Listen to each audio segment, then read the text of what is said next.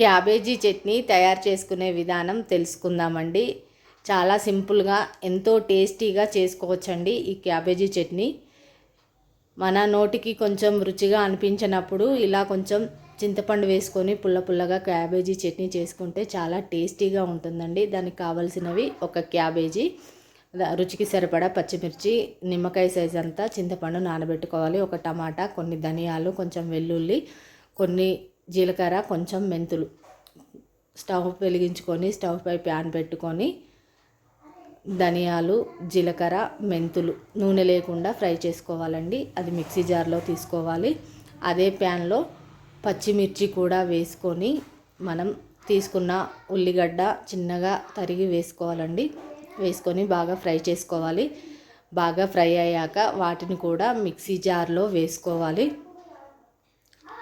మళ్ళీ అదే ప్యాన్లో మనం సన్నగా తరిగి పెట్టుకున్న క్యాబేజీని కూడా వేసుకోవాలండి. వేసుకొని పచ్చివాసన పోయేలాగా వేయించుకోవాలి. పచ్చివాసన పోయేలాగా వేయించుకుంటే చాలా టేస్టీగా వస్తుందండి, స్మెల్ కూడా రాదు. మిక్సీ జార్లో వెల్లిపాయలు, జీలకర్ర, కొంచెం కొత్తిమీర బాగా ఫ్రై అయిపోయిందండి. దాన్ని కూడా మిక్సీ జార్లో తీసుకోవాలి. అదే ప్యాన్లో మనం తీసుకున్న టమాటో ముక్కలు కూడా వేసుకోవాలి. మిక్సీ జార్లో మనం నానబెట్టుకున్న చింతపండు కూడా వేసుకోవాలండి.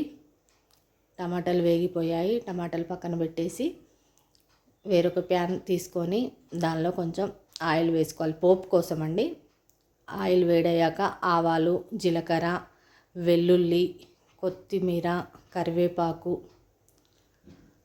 అన్నీ వేసుకొని చిటికెడు పసుపు వేసుకొని పక్కన పెట్టుకోవాలి. టమాటా చల్లారిపోయిందండి. దాన్ని కూడా మిక్సీ జార్లో వేసుకొని రుచికి సరిపడా ఉప్పు వేసుకొని బాగా మెత్తగా కాకుండా కొంచెం బరకగా మిక్సీ చేసుకోవాలండి. మిక్సీ చేసుకున్న క్యాబేజీ చట్నీని పోపులో వేసుకొని చివరిగా కొత్తిమీర వేసుకొని